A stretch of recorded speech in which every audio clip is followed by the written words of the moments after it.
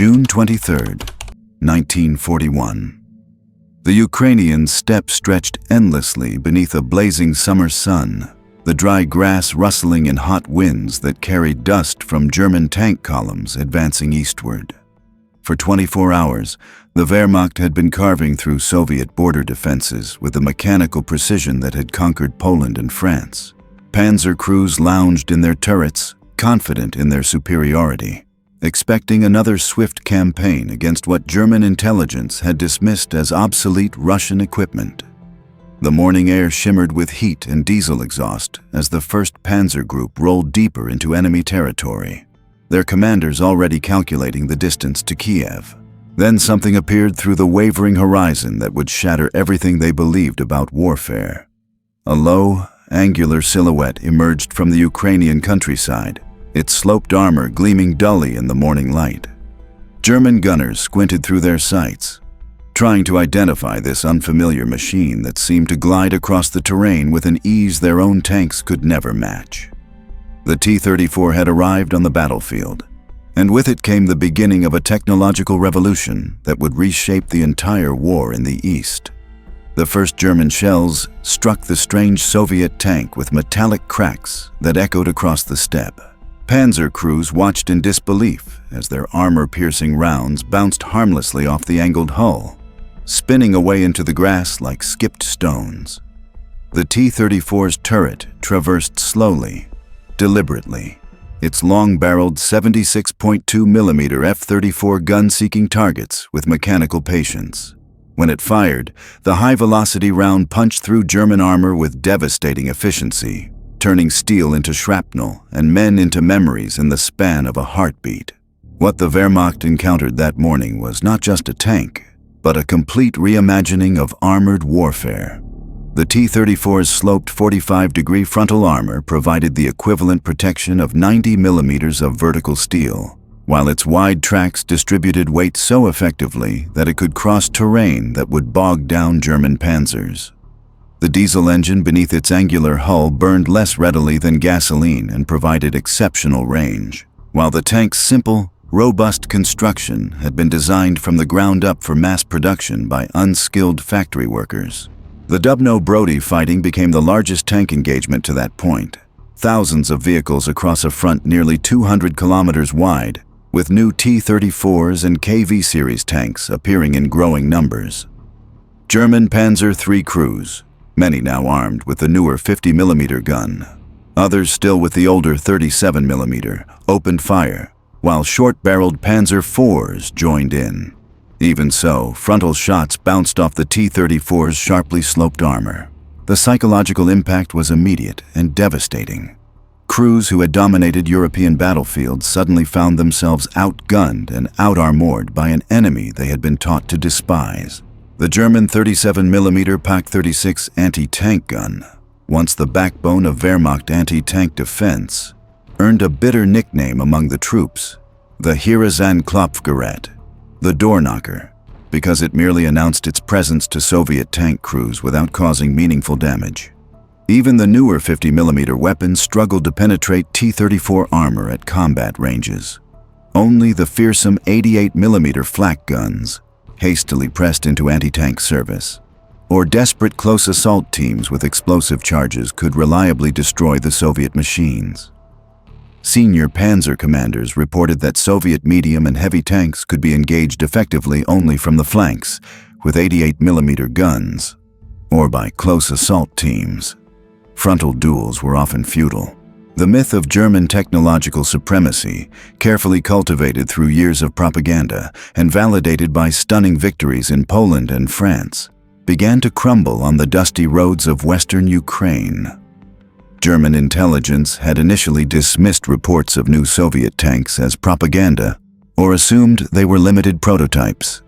The reality was far more terrifying. Every element of the T-34 was designed for speed and scale. Cast and welded armor, wide tracks, a diesel engine, and simple construction that allowed Soviet factories to outbuild Germany several to one.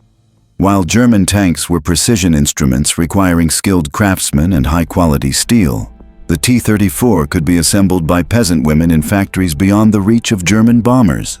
The implications were staggering for a nation that had built its military strategy on qualitative superiority rather than quantitative dominance. Within the first weeks of Barbarossa, German armored losses were far higher than planners expected, steeper than anything seen in the West. And many were attributed to T-34s and KV series tanks. Field reports described single Soviet tanks overrunning entire German positions, their crews helpless to respond effectively. The carefully orchestrated blitzkrieg began to stutter as Panzer divisions found themselves engaged in grinding battles of attrition they had never trained for and were not equipped to win. The shock extended beyond the technical specifications to something deeper and more troubling. German soldiers had been indoctrinated with beliefs about Slavic inferiority and technological backwardness. The appearance of tanks superior to their own created a cognitive dissonance that rippled through the ranks. How could the supposedly primitive Russians have developed such advanced weapons?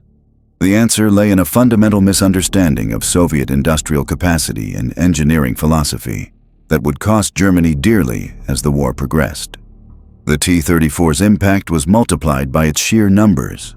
While German factories struggled to produce hundreds of tanks per month, Soviet plants were already gearing up for mass production on an unprecedented scale.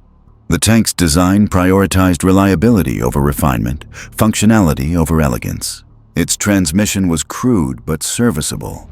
Its interior cramped but effective. Its finish rough but adequate. These were not flaws, but features in a weapon designed for total war. As German forces pushed deeper into Soviet territory, encounters with T-34s became increasingly common and increasingly demoralizing. Tank crews who had once felt invincible now approached each engagement with the knowledge that they might face an enemy they could not effectively combat. The psychological warfare was as devastating as the physical destruction. Confidence eroded with each bounced shell, each destroyed Panzer, each retreat from positions that should have been easily held. The realization that Soviet armor was not only competitive but superior forced a complete re-evaluation of German tactical doctrine. The principles of combined arms warfare that had served so well in the West required fundamental modification when facing tanks that could shrug off conventional anti-tank weapons and return fire with devastating accuracy. Infantry found themselves vulnerable to machines they could not stop, while artillery crews discovered that their targets could often survive direct hits and continue fighting. The transformation of the Eastern Front from a war of movement to a war of attrition began in those first encounters with Soviet supertanks. The Wehrmacht's carefully planned timetables, based on rapid advances and quick victories, started to unravel as German forces found themselves locked in battles they had never anticipated fighting. The T-34 had changed the rules of engagement, and Germany was struggling to adapt to a game it no longer controlled. Raseiniai, Lithuania, June 24th to 25th, 1941. At a key crossroads, a single KV-2, a massive heavy tank mounting a 152mm howitzer, brought German traffic to a standstill for over a day. Anti-tank guns pounded it from several angles. Shells skittered off its armor. Only after bringing up 88mm flak guns and engineers did the Germans finally disable it. The episode, coupled with T-34 encounters in Ukraine, demolished the idea that Soviet armor was obsolete. The psychological impact of these encounters rippled through German ranks like a contagion. Tank commanders who had stormed across Europe with absolute confidence now hesitated before engaging Soviet armor. Radio chatter filled with urgent warnings about the new enemy machines, their voices tight with a fear that had been absent from previous campaigns. The carefully cultivated image of Wehrmacht invincibility began to fracture as reports filtered back through the chain of command, each more disturbing than the last.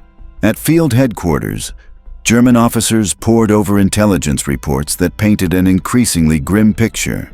The T-34 was not an isolated prototype or a desperate Soviet experiment. It was entering production on a scale that dwarfed German manufacturing capacity. While Krupp and other German firms produced tanks like precision instruments, requiring skilled craftsmen and high-grade steel alloys, Soviet factories were tooling up for mass production using simplified processes that could employ unskilled workers. The implications were staggering for a military doctrine built on qualitative superiority. The technical specifications alone were enough to cause alarm among German engineers. The T-34's Christie suspension system provided exceptional cross-country mobility, allowing it to traverse terrain that would bog down German vehicles.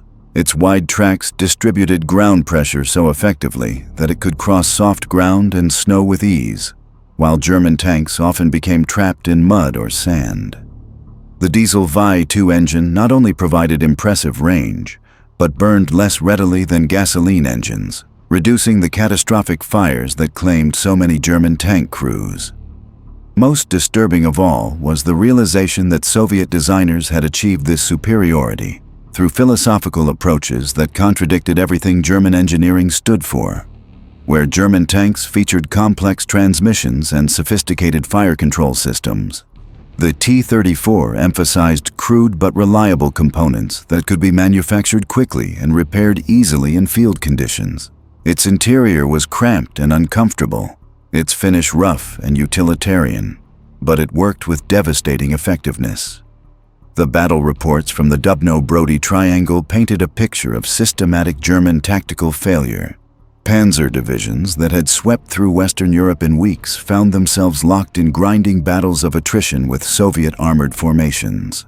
The 11th Panzer Division, one of Germany's most experienced units, suffered crippling losses as T-34s and KV-1s systematically destroyed their vehicles from ranges where German guns could not respond effectively. German anti-tank doctrine collapsed almost overnight. The tactics that had served so well against French Somuas and British Matildas proved worse than useless against Soviet armor.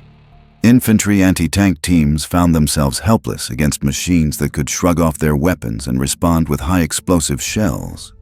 Artillery crews discovered that even direct hits often failed to stop the enemy tanks, which would emerge from smoke clouds with their guns still firing.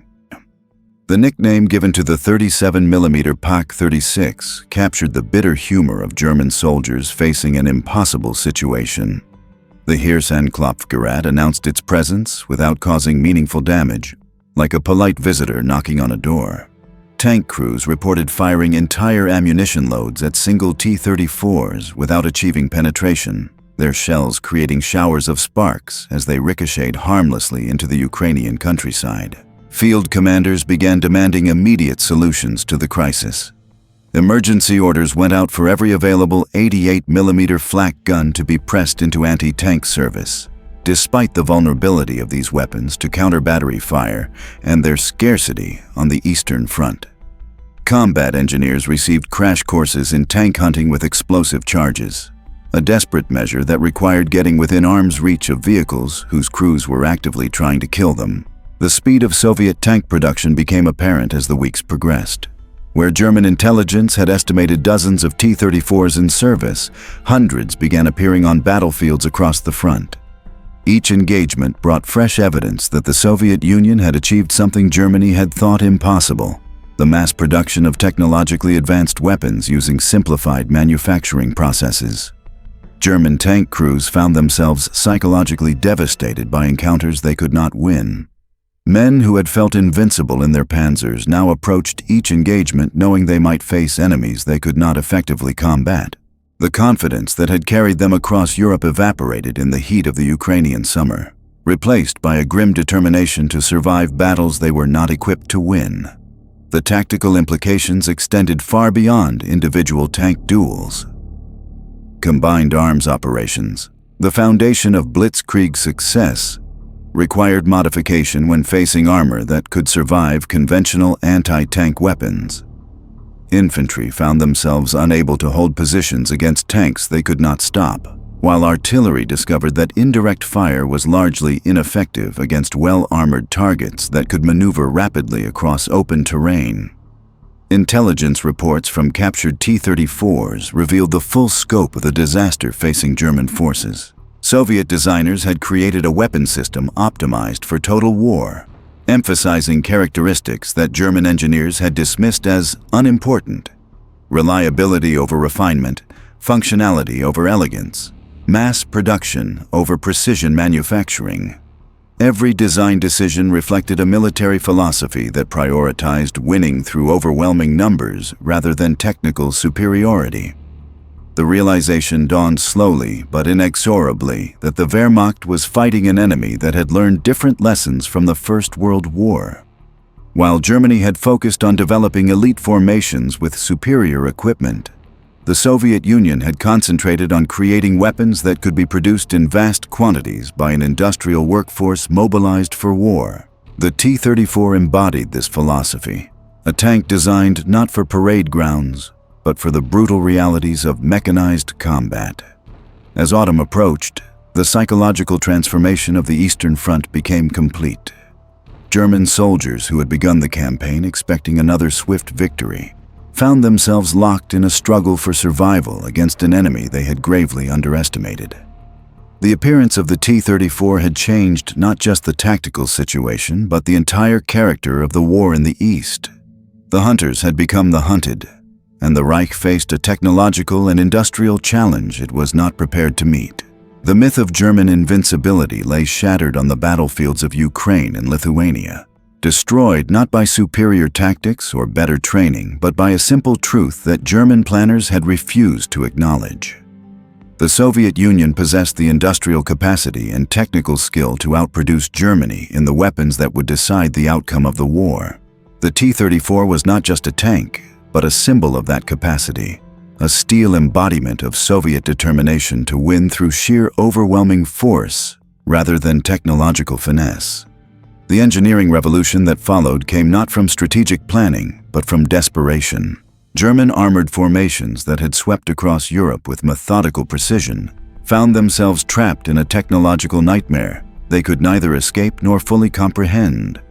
Tank crews who had dominated battlefields from Warsaw to Paris now faced an enemy machine that rendered their hard-won experience meaningless. The T-34 had not merely appeared on the Eastern Front. It had fundamentally altered the nature of armored warfare itself.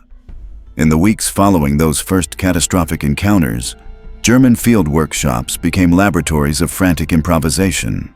Mechanics stripped armor plating from destroyed Soviet tanks, studying weld patterns and metallurgy with the intensity of scholars examining sacred texts. Every captured T-34 was dissected, measured, analyzed for clues that might explain its devastating effectiveness. The answers they found were more disturbing than the questions they had started with. Soviet engineers had achieved something German designers had dismissed as impossible: the marriage of advanced technology with mass production techniques. Where German tanks required precision machining and skilled craftsmen, the T-34 used casting and welding processes that could be taught to factory workers in weeks rather than years. Its transmission was crude but serviceable, its interior cramped but functional, its finish rough but adequate for war.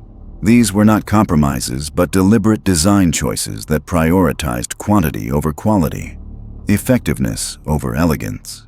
The psychological damage spread through German ranks like a virus. Veterans of the French campaign found themselves questioning everything they had learned about armored warfare. The confidence that had carried them across the Meuse and through the Ardennes evaporated under the Ukrainian sun, replaced by a gnawing uncertainty that infected every tactical decision. How could they fight an enemy whose weapons were superior to their own? How could the master race have been outdesigned by those they had been taught to despise? Field reports painted an increasingly grim picture of German tactical obsolescence.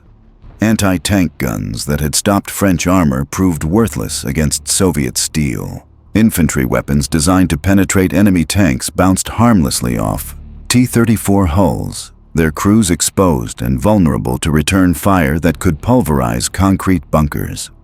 Artillery barrages that should have destroyed entire formations left Soviet tanks operational and deadly, their crews emerging from smoke clouds with guns blazing. The German army's carefully constructed doctrine of combined arms warfare collapsed under the weight of technological reality. Infantry could not advance when tanks they could not stop dominated the battlefield. Artillery became ineffective against targets that could absorb direct hits and continue fighting. Air support proved inadequate against armored formations that moved too quickly and fought too effectively to be easily targeted from above. As autumn approached, the full scope of the disaster became apparent to German high command. Intelligence estimates that had predicted limited numbers of advanced Soviet tanks proved catastrophically wrong, as hundreds of T-34s appeared across multiple fronts. Each T-34's appear engagement brought fresh evidence of Soviet industrial capacity that dwarfed German production capabilities. The Reich faced not just a tactical challenge, but an existential threat to its entire military philosophy. The response came in desperate measures that revealed the depth of German panic. Every available 88mm anti-aircraft gun was pressed into anti-tank service, despite their vulnerability and scarcity. Combat engineers received crash training in tank hunting with explosive charges, a suicidal mission that required approaching enemy vehicles at point-blank range. Infantry units were issued Molotov cocktails and magnetic mines, weapons that demanded courage bordering on madness to employ effectively. German tank crews adapted through bitter experience rather than formal training. They learned to avoid frontal engagements, to seek flanking positions, to coordinate with artillery and infantry in ways their doctrine had never envisioned. The hunters became the hunted, forced to employ hit-and-run tactics against an enemy they had expected to overwhelm through superior technology and training. Pride gave way to pragmatism as survival replaced victory as the primary objective. The captured T-34 that reached German testing facilities in late 1941 became the most studied weapon in Wehrmacht history. Engineers photographed every component, measured every angle, analyzed every design decision with obsessive detail. What they discovered challenged fundamental assumptions about tank construction that had guided German development for decades. The Soviets had created a weapon optimized for total war rather than limited conflict, designed for mass production rather than precision manufacturing. Hitler himself examined captured T-34s during his inspection tours, his engineers explaining how Soviet designers had achieved protection and firepower that German tanks could not match. The sloped armor that had seemed like a minor design detail proved to be revolutionary, effectively doubling the thickness of steel protection while reducing weight and manufacturing complexity.